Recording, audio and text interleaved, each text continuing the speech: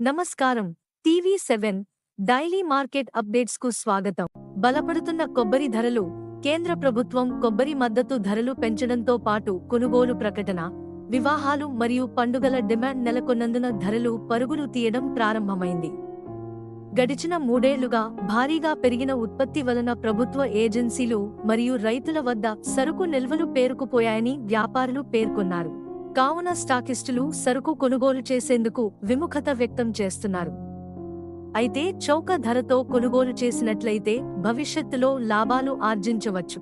కర్ణాటకలోని టిప్టూరులో గత వారం 7 నుండి 8 వేల బస్తాల కొబ్బరి రాబడిపై కిరాణా కొబ్బరి 13,600 నుండి 13,700, బంతి కొబ్బరి 14,500 నుండి 14,750, మెరికో 13,400 నుండి 13,500, సాధారణ రకం 11,000 నుండి 11,500, అరిసెకేరులో 400 నుండి 450 బస్తాలు. స్థానికంగా నాణ్యమైన సరుకు 14,000 నుండి 14,610, మీడియం 11,000 నుండి 13,000 మరియు తమిళనాడులోని కొడుముడి, పెరుందురై, వెల్లకోవిల్ మరియు పరిసర ప్రాంతాల మార్కెట్లలో కలిసి 8 నుండి 10,000 బస్తాల కొబ్బరి రాబడిపై నాణ్యమైన సరుకు 14,500 నుండి 15,500, మీడియం 12,600 నుండి 14,000 మరియు కేరళలోని కోజికోడ్లో నూనె 24,500 నుండి 25,000,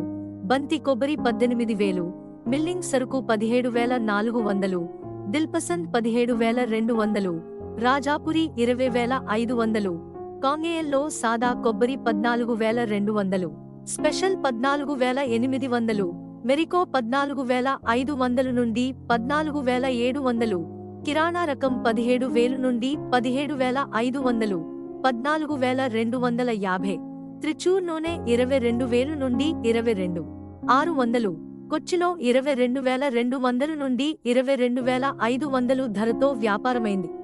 ఆంధ్రప్రదేశ్లోని పాలకొల్లులో ప్రతిరోజు 20 నుండి 25 వాహనాల కొబ్బరికాయల రాబడిపై గుజరాత్ రకం పెద్ద సైజు కాయలు 15,000, మహారాష్ట్ర సరుకు 12,000, మీడియం 10,000 నుండి 11,000, సాధారణ రకం 7,000 నుండి 8,000, గుజరాత్ రకం పాత సరుకు 15,000, మహారాష్ట్ర 12,000 నుండి 13,000, మీడియం 9,000 నుండి 10,000 ప్రతి 1,000 కాయల ధరతో వ్యాపారమైంది.